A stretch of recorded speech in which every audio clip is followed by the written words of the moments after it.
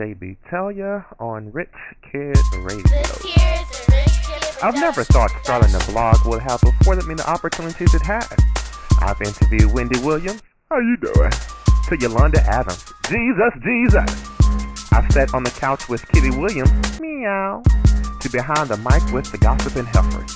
Now I've made it rich on Rich Kid Radio. This is JB, and it's time for Let JB Tell You. This is JB, child, now you know I'm gonna tell you. This here is a Rich Kid production. My special guest tonight, Demi Chanel, will be joining me.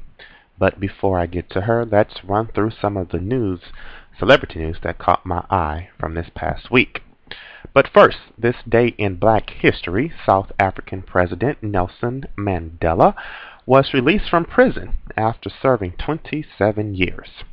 My goodness. Now, speaking of Black history, I came across a story where a white businessman is not asking, but demanding the end of Black History Month. His name is Jim Thompson of Georgia. He claims that America has already done enough for Black people, including giving them a month. I mean, we have the shortest month in the year, but who's counting? He states that it condones white guilt and spoils Black people. I've posted the link on my blog, letjbtellia.com, so you can read more about what he has to say.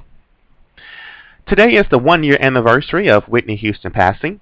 I'm sure most of you have heard by now that Cissy Houston wrote a tell-all book about Whitney. I've not read it, but I was told for the most part that Cissy was talking about herself. Again, I have not read it at this time. But I do know one person in the family that won't be reading it. Yeah, you guys guessed it, Bobbi Kristina. She tweeted, "I haven't read it, and I find it disrespectful to my mother, and by me being her daughter, I will not tolerate it." Chrissy thinks Cissy is out to make money off of Whitney's name. Hey, I thought it, but she said it.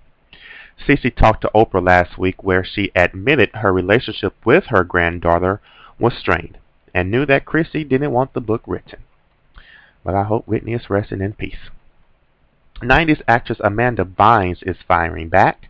Radar Online previously reported that Bynes made the decision to move to New York City from Los Angeles to start her new life as a fashion designer. This is where it gets juicy.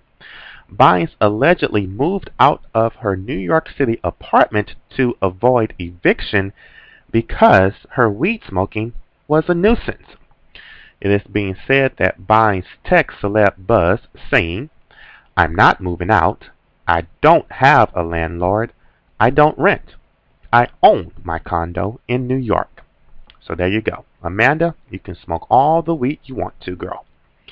Bow Wow recently lashed out at Real Housewives of Atlanta star Kandi Burruss, calling her whack because she will not be attending So So Def's 20th anniversary.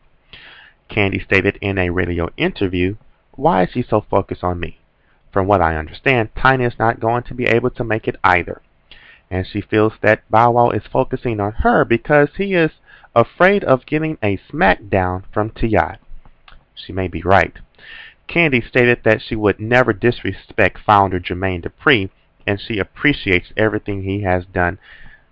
But she does say that her absence is more because she feels her fellow Escape members don't have love for her like that outside of Tiny. If you saw a Super Bowl, or if you didn't, I'm sure you saw Houston native Beyonce.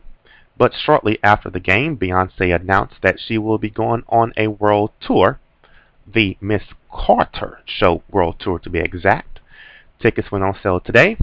I've posted the link on letjbtellia.com to see when she will be in your neck of the woods.